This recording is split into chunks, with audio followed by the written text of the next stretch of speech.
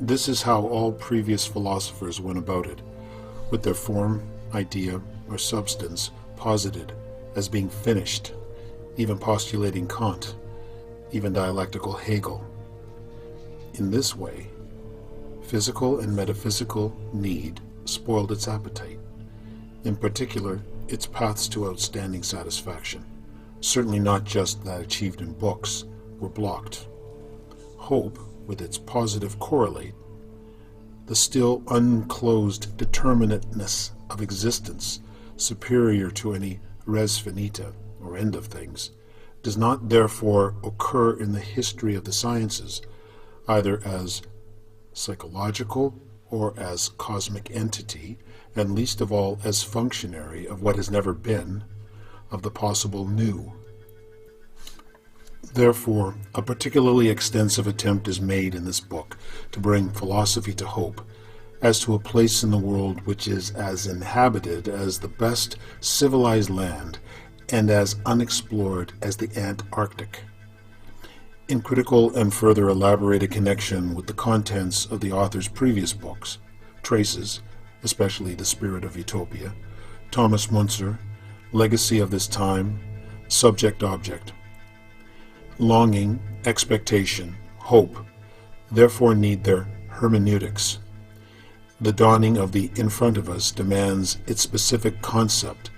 The novum demands its concept of the front. And all this, so that ultimately the royal road through the mediated realm of possibility to the necessarily intended can be critically laid, and can remain orientated without being broken off, comprehended or learned hope, thus illuminates the concept of a principle in the world, a concept which will no longer leave it, for the very reason that this principle has always been in the process of the world, but philosophically excluded for so long. Since there is absolutely no conscious production of history, along whose path of informed tendency the goal would not likewise be all, the concept of the utopian principle, in the positive sense of the word, that of hope and its contents worthy of human beings, is an absolutely central one here. Indeed, what is designated by this concept lies in the horizon of the consciousness that is becoming adequate of any given thing, in the risen horizon that is rising even higher. Expectation, hope, intention towards possibility that has still not become. This is not only a basic feature of human consciousness, but concretely corrected and grasped, a basic determination within objective reality as a whole. Since Marx, no research into truth and no realistic judgment is possible at all, which will be able to avoid the subjective and objective hope contents of the world without paying the penalty of triviality or reaching a dead end. Philosophy will have conscience of tomorrow, commitment to the future, knowledge of hope, or it will have no more knowledge.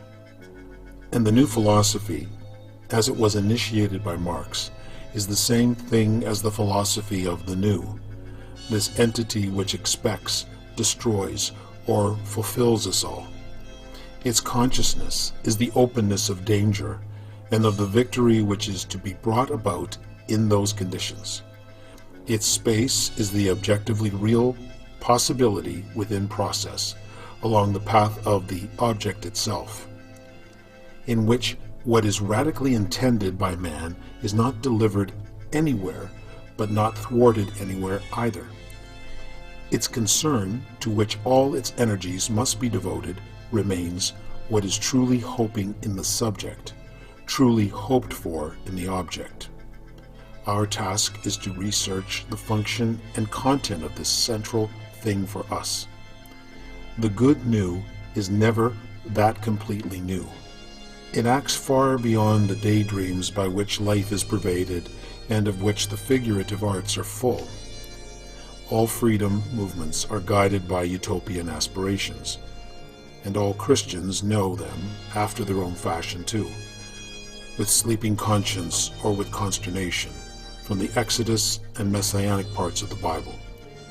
In addition, the merging of have and have not, constituted by longing and hope, and by the drive to reach home again, has in any case been burrowing in great philosophy, not only in Plato's Eros, but also in the far-reaching Aristotelian concept of matter as that of possibility towards essence, and in Leibniz's concept of tendency.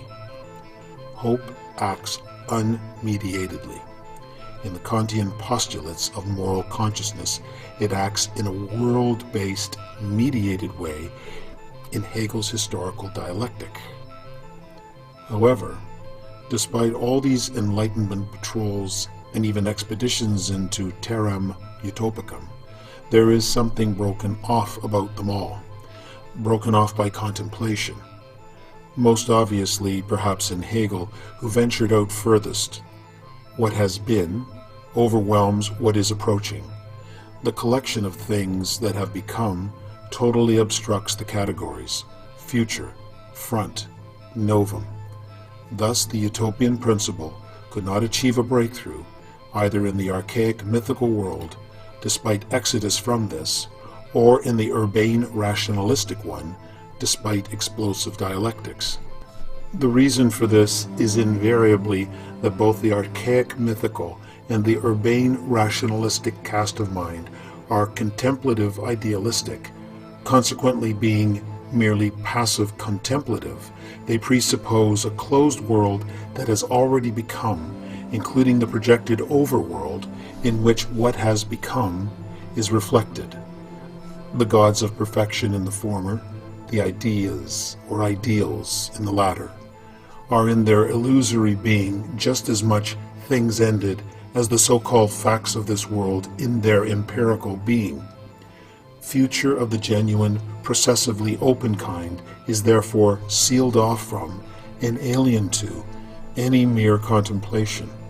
Only thinking directed towards changing the world and informing the desire to change it does not confront the future, the unclosed space for new development in front of us, as embarrassment, and the past as spell. Hence the crucial point is, only knowledge as conscious theory practice confronts becoming, and what can be decided within it, conversely, contemplative knowledge, can only refer by definition to what has become.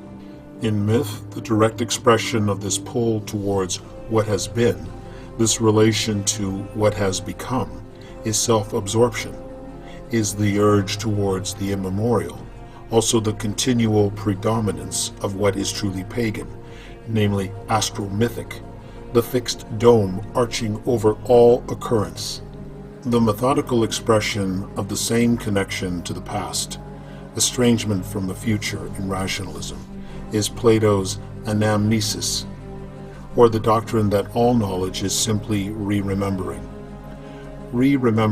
of the ideas perceived before birth, of totally primal past of what is ahistorically eternal, whereby beingness simply coincides with beingness, and the owl of Minerva always begins its flight only after dusk has fallen, when a form of life has already become old.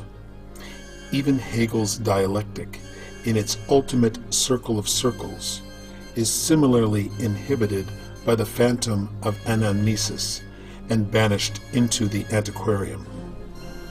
Marx was the first to posit the pathos of change, instead of this as the beginning of a theory which does not resign itself to contemplation and interpretation.